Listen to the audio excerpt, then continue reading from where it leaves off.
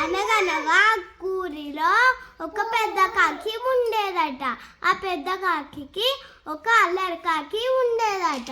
ఆ అల్లరి కాకి అప్పుడు పెద్ద కాకి, నేను పడికి వెళ్తున్నా, అల్లరి చెయ్యకు, చిందర వందర చెయ్యకు, నీళ్ళు పడపోయకు అని చెప్పిందట. చెప్పి వెళ్ళిందట.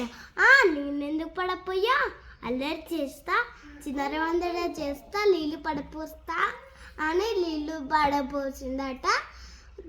మొత్తం చిందర వందర చేసిందట. చేసిన వాళ్ళే దాహమైందట. అప్పుడు దాహం అని మురిగిందట. మిగిలిన వాళ్ళే పక్కింటి అవ్వ కాకి విన్నదట.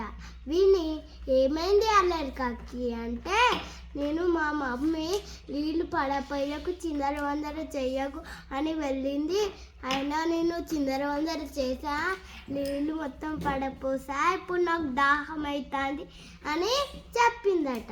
అప్పుడు ఆగు కాకి, నేను చిన్న కుండలో నీళ్ళు తెస్తాను అని చెప్పిందట.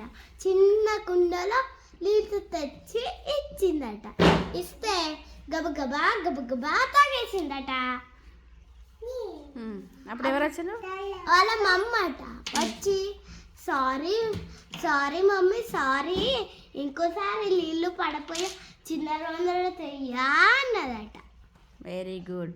మరి మీరు కూడా మీ మమ్మీ చెప్పినట్టు వింటున్నారా? వింటున్నా. ఇంట్లో అల్లరి చేస్తున్నారా పిల్లలు? చేస్తలేరా? చెప్పినట్టు వింటారా? చెప్పినట్టు వింటాను. ఇంట్లో చిందర వందర చేయొద్దు, అల్లరి చేయొద్దు, నీళ్లు పడేయద్దు కదా. నీటిని పొదుపుగా వాడుకోవాలి, అవసరం ఉన్నప్పుడే త్రాగాలి. ఆదిత్య, నీళ్ళు పడేస్తున్నావు ఇంట్లో, పడేయద్దు, మమ్మీ చెప్పినట్టు వినాలి. ఓకేనా? Okay, claps.